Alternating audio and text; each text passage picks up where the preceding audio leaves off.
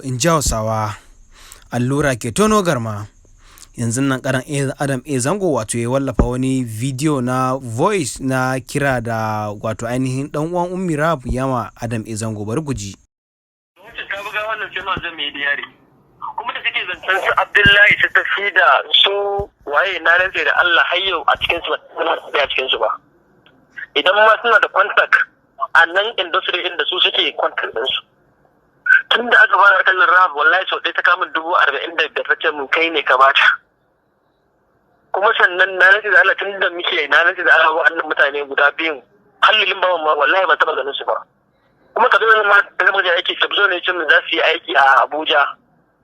Dan a gaba na ma sun ce kayan da su yi waka.